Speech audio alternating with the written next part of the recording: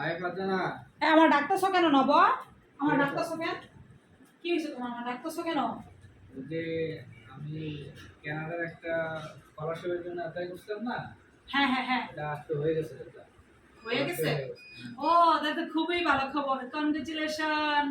হ্যাঁ, আমি কিন্তু ওই যে স্কলারশিপ অ্যাপ্লাই সময় বলছিলাম যে Oh my আমি gosh, oh my gosh, অনেক oh my গরিব, gosh, it's my best আমার পুরো friend ফ্যামিলি অনেক calling me গরিব। again. তোমার Oh, নাম্বার there's দেওয়া something আছে, wrong. This is only the 12th তোমার time. My best friend's called me all day. Yeah, police they police said বেজবে থেকে? they know when you're away. They know when you're leaving the house. আচ্ছা আচ্ছা verify করবে যে আমরা আসলে গরিব কিনা।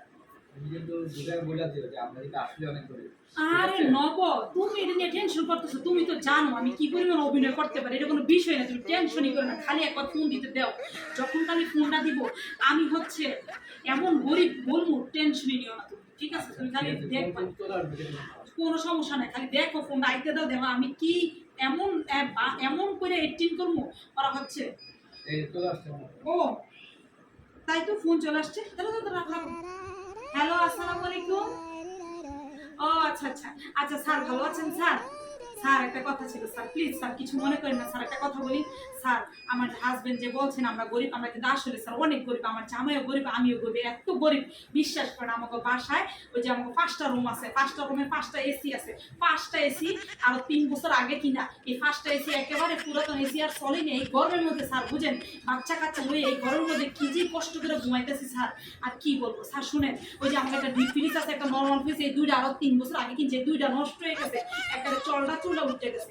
এরপরে ওই যে আমাকে বাসায় গাড়ি আছে না, আমাকে যে গাড়িটা নিচে রাখছি, গাড়ির তো পুরো রং টং সব উঠে গেছে স্যার, মানে খুবই খারাপ অবস্থা স্যার, আর কি বলবো।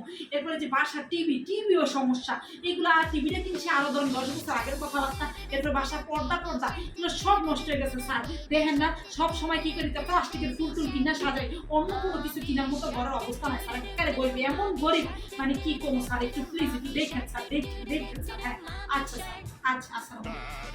পাচ্ছি তুমি না আরো আরো ঝামেলা বাড়া হয়েছিল। স্কলারশিপ দিবে তোমার এই কথা শুনে তুমি মনে হয়? তুমি কি বললা? এটা কি বলা হইলো? কোনো কিছুই বলা হইলো না। এগুলো বলা হয় না। আবল তাবল বলছিল। আরো ঝামেলা লাগাইছো। আল্লাহ আল্লাহ করো।